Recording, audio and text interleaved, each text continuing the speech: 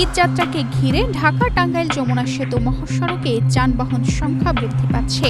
গত ২৪ ঘন্টায় ৩২,৬৫৯টি যানবাহন যমুনা সেতু পারাপার হয়েছে। এসব যানবাহন থেকে বিপুল অঙ্ক পরিমাণ টোল আদায় হয়েছে। ২৪ মে রোববার সকালে যমুনা সেতু সাইট অফিসের নির্বাহী প্রকৌশলী সৈয়দ রিয়াজ উদ্দিন বিষয়টি বাংলাদেশ প্রতিদিনের প্রতিবেদককে নিশ্চিত করেছেন। যমুনা সেতু কর্তৃপক্ষ জানায়, শুক্রবার রাত ১২টা থেকে শনিবার রাত ১২টা পর্যন্ত ২৪ ঘন্টায় সেতুর উপরে ৩২,৬৫৯টি যানবাহন পারাপার হয়েছে।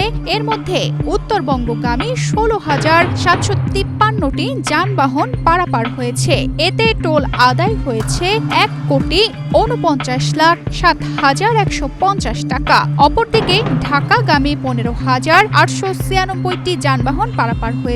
এর বিপরীতে টোল আদায় হয়েছে ১,৪৭,৬২,৭৫০ টাকা। যমুনা সেতু সাইট অফিসের নির্বাহী প্রকৌশলী সৈয়দ রিয়াজ উদ্দিন বলেন, ঈদ যাত্রা আজ থেকেই যমুনা সেতুর দুই পাশ দিয়ে ৯টি করে মোট ১৮টি বুথ দিয়ে যানবাহন পারাপার হচ্ছে। এর মধ্যে আলাদা করে ২টি বুথ দিয়ে মোটরসাইকেল পারাপার হচ্ছে। তারা সার্বক্ষণিক টোল আদায় চালু করার চেষ্টা করছে। ফলে গত ২৪ ঘন্টায় মোট ২,৯৬,৬৯,৯০০ টাকা টোল আদায় করতে সক্ষম হয়েছে যমুনা সেতু কর্তৃপক্ষ। ১৯৯৮ সালে সেতুটি চালু হওয়ার পর থেকে কর্তৃপক্ষ টোল আদায় করে আসছে।